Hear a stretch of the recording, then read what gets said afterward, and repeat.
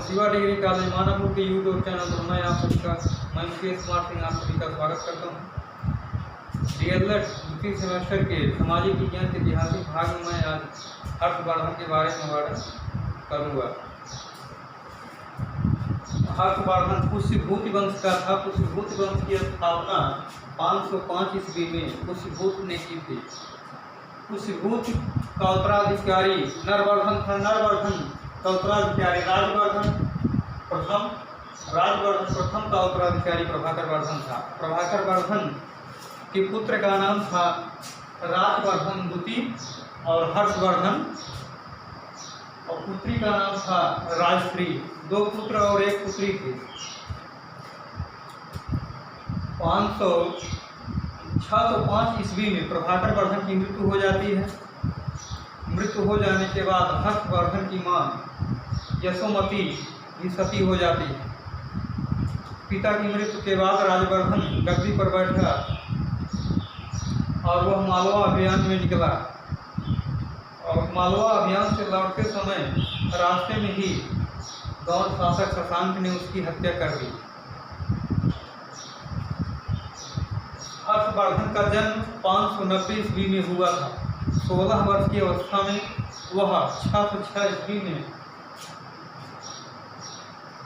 थानेश्वर की गद्दी पर बैठा। थानेश्वर जो राजस्थान में पड़ता है, राजस्थान में 606 ईस्वी में गद्दी पर बैठा, और गद्दी पर बैठने के बाद उसके सामने बहुत सारी कठिनाइयाँ थी, क्योंकि पिता की मृत्यु, माँ का सती हो जाना और भाई की हत्या।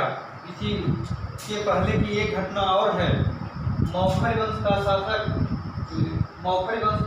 गृहवर्मा, जो कि राजश्री का पति और हर्षवर्धन का बहनोई था, उसकी हत्या कर वहाँ कन्नौज पर शशांक ने कब्जा कर लिया था। मालवा को मिलाकर वो राजश्री को कैद कर लिया गया था। तो उसके सामने सबसे पहले अपनी बहन को कारागार से छुड़ाना था। उसके बाद उसने कसम खाया कि मैं इस पृथ्वी को गौड़ों से विहीन कर दूंगा।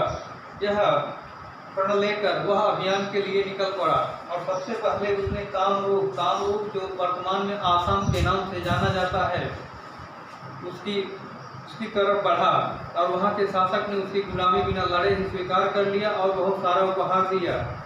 उसके बाद हर्षवर्धन अपनी बहन की खोज में आगे बढ़ा, और उसको राजवर्धन का मंत्री भंड मिला। भंड ने बताया कि राजश्री विंध्याचल पर्वत की ओर गई हैं। वह आगे बढ़ता है और अपने बाल सखा दिवाकर के आश्रम में पहुंचता है। वहाँ उसको पता चलता है कि राजश्री कारागार से निकलकर जंगल की ओर जाकर वह सती होने का प्रयास कर रही हैं। इसी बीच हर्षवर्धन अपने बाल सखा दिवाकर को लेकर राजश्री की खोज में निकलता है, और आगे जाकर वह अपनी बहन को दाह संस्कार से बचा लेता है, आत्मदाह से बचा लेता है। बचाकर फिर वो कन्नौज लौट कर आता है। कन्नौज की प्रजा बहुत निवेदन करती है कि हर्षवर्धन यहाँ का शासक बने। तो यह अनुरोध स्वीकार कर हर्षवर्धन वहाँ का शासक कार्य देखने लगता है। वह स्वयं गद्दी पर नहीं बैठता है, बल्कि कुमारों के द्वारा वहाँ का शासन चलवाने लगता है, और वह सब दिन चलवाता रहा। और कन्नौज का नाम पहले कान्यकुब्ज था, कभी से उसका नाम एक कान्यकुब्ज के नाम से भी जाना जाने लगा। और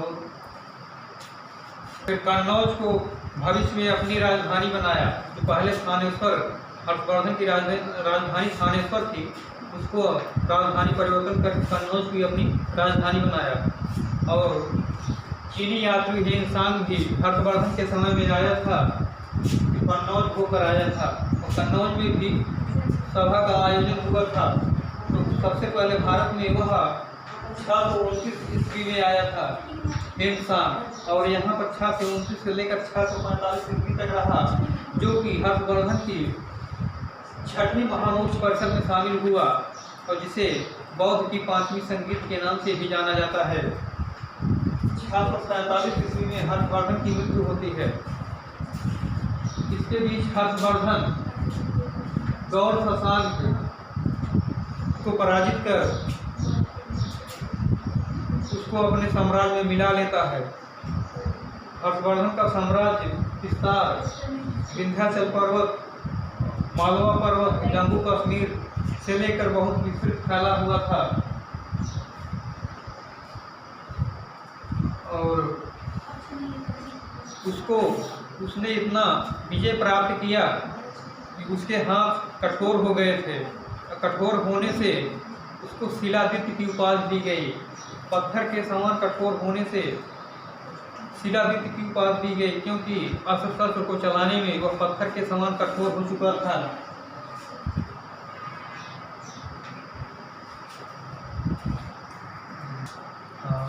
हर्षवर्धन के दो पुत्र थे, भाग्यवर्धन और कल्याणवर्धन। एक पुत्री थी प्रीवर्तिका, किंतु किसी मंत्री ने भाग्यवर्धन और कल्याणवर्धन की हत्या कर दी थी। एक पुत्री थी प्रीवर्तिका, जिसके हर्षवर्धन की मृत्यु के बाद वर्धन वंश समाप्त हो जाता है और हर्षवर्धन का शासन व्यवस्था अत्यंत सुदृढ़ और व्यवस्थित था। हर्षवर्धन के समय में राज्य को भुक्ति कहा जाता था। राज्य को भुक्त कहा जाता था।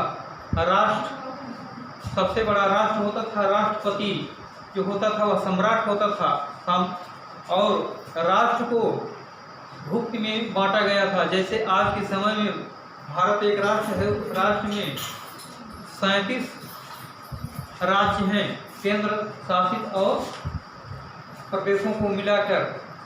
वैसे उस समय भुक्त हुआ करता था। अब भुक्त का स्वामी भुक्तपति हुआ करता था। आज राज्य का स्वामी जैसे मुख्यमंत्री राज्यपाल हुआ करता है। और जनपद को उस समय हर्षवर्धन के समय में विषय कहा जाता था। विषय का स्वामी विषयपति होता था, वहाँ का अधिकारी विषयपति कहलाता था।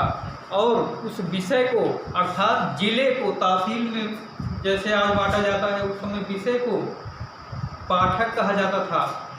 पाठक का अधिकारी पाठक कहलाता था या पाठेपति कहलाता था। इस प्रकार और सबसे छोटी इकाई जो थी वह थी गांव, और गांव में एक मुखिया होता था। उसकी सहायता के लिए एक लेखागार होता था और पटवारी की नियुक्ति होती थी। इस प्रकार एक छोटी इकाई से लेकर सबसे पहले गांव हुआ, फिर पाठक हुआ, पाठक, फिर विषय हुआ, जिला, पाठक को तहसील, विषय को जिला और राज्य को भुक्ति के नाम से जाना जाता था। और राष्ट्र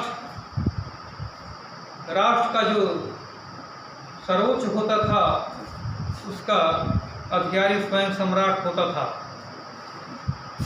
इस प्रकार वह अपनी शासन व्यवस्था को बनाए रखा। और हर्षवर्धन के समय में न्याय की बड़ी अच्छी सुव्यवस्था थी। न्याय की व्यवस्था के लिए उसने 4 प्रकार से अपराधियों को पहचानने की व्यवस्था की थी। अग्नि के द्वारा और भेड़ की टांग में विष मिलाकर जल में भेड़ की पिछली टांग में विष मिलाकर अपराधी को खिलाया जाता था। यदि विष का असर होता था तो उसे अपराधी माना जाता था, अन्यथा नहीं। बोरे में भरकर अभियुक्त को और अपराधी को फेंक दिया जाता था। अगर अपराधी डूब जाता था तो उसको अपराधी माना जाता था, अन्यथा नहीं माना जाता था। और अग्नि की व्यवस्था थी। इसी तरह अगर अग्नि उसको नुकसान करती थी तो अपराधी माना जाता था। और अंतिम निर्णय सम्राट स्वयं ही उसको दंड देता था। इस प्रकार उसके यहाँ न्याय की समुचित व्यवस्था थी।